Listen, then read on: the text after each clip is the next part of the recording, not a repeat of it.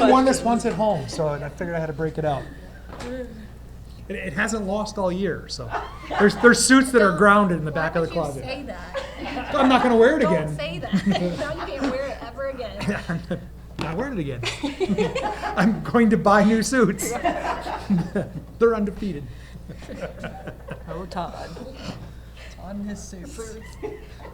I'm sorry. I'm so sorry. I get it everywhere. That's okay. I'd rather them tease me than not talk to me. You're fine. You're fine. Just pretend I've never even said it. Todd, we'll start with you. I thought this was a really workwoman-like match. Not everything flowed perfectly. Sometimes the attacking was off a little bit, the rhythm was off a little bit, and sometimes we maybe missed some blocking assignments, some real small things. But what we did do is we passed really, really well. And we played great defense. And I thought holding Las Vegas down, hitting below 120, was a big part of us. It allows us not to have the greatest offensive day, but our blocking and our defense to really pick us up. Now, with that being said, it wasn't like we were bad. I think we hit 220.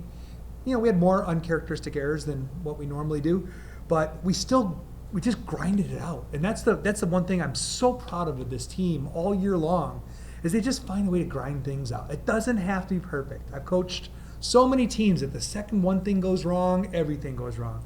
It's just not that way with this group. I've got people here on both sides of me and others in the locker room that just will not allow things to go south. Whatever it is, we're going to fight. If we're going to lose, we're going to lose fighting. And today it was we're playing. We're playing, we're winning, and we're going to fight. It doesn't have to be perfect. Yeah, so Coach, this question's for you. Did you imagine you'd be here at the beginning of the season? I know you and I talked well before the season. Yeah, we were breaking down the football season before it started. We were. Did I imagine? No, you don't do that. I think you go into, you look at the people you get to work with and you enjoy that part of it. And, you always have, okay, I think this team can accomplish something. But I just don't ever allow myself to go there. This is what we could do. I just don't do that. When's the first match? And I'm going to enjoy this one tonight. This was fun because we worked. And tomorrow it's over. Columbus, is next. So that's how I deal with it. I didn't look at the season as a totality. I won't do it till it's all over. Then I've given my mind a week off to rest, and then I'll look at the season in its totality. I do that for the players. Going into a season with expectations and actually going through the season, did it meet up to your expectations? Was it more than your expectations? Talk about this inaugural season, which y'all been able to accomplish this year. Everything's new. Every little moment, everything that we're a part of is so new, so you have more of appreciation for what you're going through, and you enjoy the journey a little bit more than maybe you do like in college when you knew what the routine was and how things go. Like every step of this was something new, and so I feel like we got to sit back and actually more enjoy this season and not look too far ahead, because we were like, well, this is a new moment, and this is a new moment, and this is a new moment, and we're making history as we go. And so I think we have more of an appreciation for just the journey that we're taking, regardless of how it went or where it's going. We're appreciating every little moment. We played 7 teams 4 times or 6 teams 4 times. Like, we don't do that on a normal basis, so that was something new. It pushed us to be different players than we usually are, because that's the 4th time we played Vegas. Vegas knows exactly what we're doing, so it challenged us as players. And so I think there is more of appreciation of just going through the process and understanding and enjoying each moment each day. Yeah, I would agree. I think I should have dropped the mic on that one. Shelly, this question is for you. What does that shirt mean to you that you have on? Like, it says regular season champs on it. Like, what does that mean to you personally? I think it's really special. Like it's a symbol of like the journey we've been on together throughout this season, but it's also like kind of encouraging to like know that we have more left, right? Like we have more games to win, and we want to be the champion at the end of it. So although this is like super special and really cool, really cool like moment, and putting this on was just like really cool. But I think we just have a lot to look forward to, and I'm looking forward to putting the last championship shirt on. What does it mean to you guys as a team to have like some of the players come out from the other teams like Atlanta United, Falcons, just come out to support you ladies? How does that feel for you?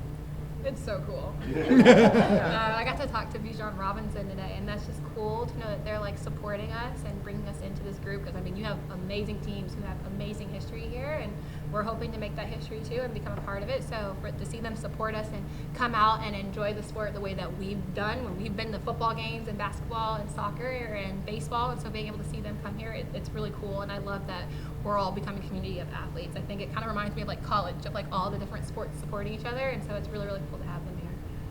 Yeah, I had a chance to meet a couple of the athletes, former athletes that were in the arena. I also saw Bijan, where I had a chance to say I needed 5 more yards in my Super Bowl. You know, if you'd have just fell forward, I might have won the fantasy league. But no, it was really cool to meet him. I've been a fan of Dallas Page for, you know, a long, long time. And it's not like a wrestling fan, it's just the journey he went through in his life and how he transformed himself to climb up to be what he wanted to be. That's a heartwarming story to me, and I really wanted to meet him and tell him that. Not so much a wrestling thing, but just a human being overcoming thing.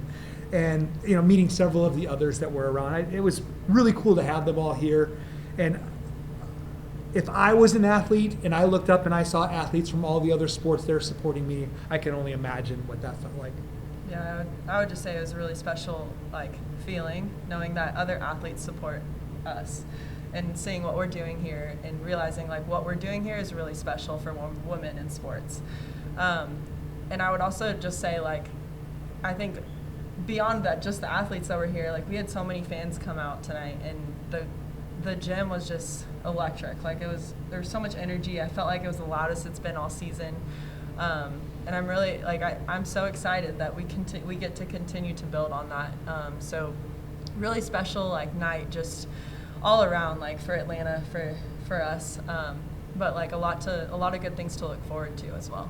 I think I need to really make sure that we give, as a team, we give a shout out to our entire marketing team, our ticketing people, because they really busted their butt to make this happen, make this a special day.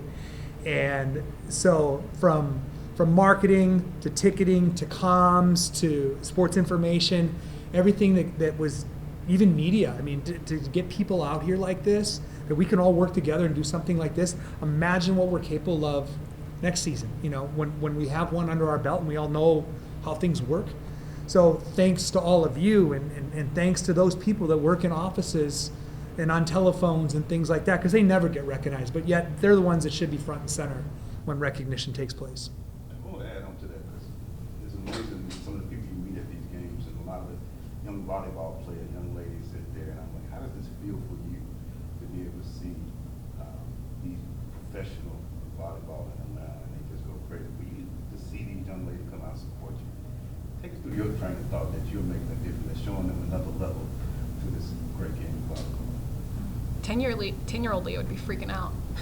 Like if I got the opportunity to watch some of my favorite players like continue on, like when we were growing up, it was like they played in college and then they disappeared. And we got to see them every 4 years if they were in the Olympics, but if they didn't make that Olympic team, we didn't know that overseas existed. It wasn't something that we were told in our journey. When I was coming up playing volleyball, no one told me that pro volleyball existed. And so I think it's a blessing to be in the position to build something that they'll be able to come to. So that when I'm retired, I can come back and be like, I got to be a part of that, and now you're a part of that, and you were watching me when I was helping build that. And I think that's the coolest part about this, is just being here. I'm only 4 hours away from home. That's so big for me, being able to know that people from Kentucky can follow this and people in the South that I've played around can follow it. So I think it's just a cool feeling to know that we're building something that they get to be a part of, and that they get to hopefully, potentially, I hope they're working to play in as well. Yeah, I would back that. I think it's just a super cool and unique like feeling. I started playing volleyball really late because I didn't know the sport wasn't as big as it was now, and so I just think it's super cool to see those girls and see like how much like hope and how much inspiration that we are able to give to them. Like 5'7", the athlete that she is, and like the inspiration that she is to other girls who are 5'6", 5'7", 5'5", 5'2". Like short girls like can do this too. Like it's all about like how much you're able to work and how much like you really want this. And so I think it's just really cool that this is in their backyard, that this is something that they can also achieve if they put the work in, just like we have. So I think for me, it's just really special.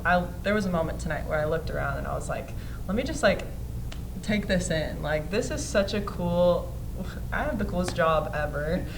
And I am like so grateful that I get to do it here in Atlanta and in front of all of the girls out there, like, that just like truly like look up to us. But like I was over there looking up to them. Like, I get to do this because of them. And so it's really special for me. Adding on to that, Atlanta is special volleyball-wise because of just the demographics of the girls. Like, when I look up in the stands and I see teams full of little black girls, that makes me like it makes me feel so like I don't even know how to explain it, because I was always the only one. Growing up, I was always the only one, and so to see that and the opportunities that they're able to have now, and that there's so many of them that they never have to feel like they're by themselves, it's so special. And that's so special because of this community allows them to be able to get a sport outside of basketball and track. Like, we're not just basketball and track athletes, that they can play volleyball and they can do it at a high level, and that there's multiple of them is just so special. And that means so much to me because I never got to see that. And so knowing that we have, 5 of us on this team, and they get to see it and be like, I'm not the only one, and I can be like them. And there's so many of them that I can look to and I automatically have a connection with, because we go through that same struggle. We've dealt with that. It is a predominantly white sport, but to be able to see that and see it grow and become such a bigger demographic is just so huge. I'm so sorry.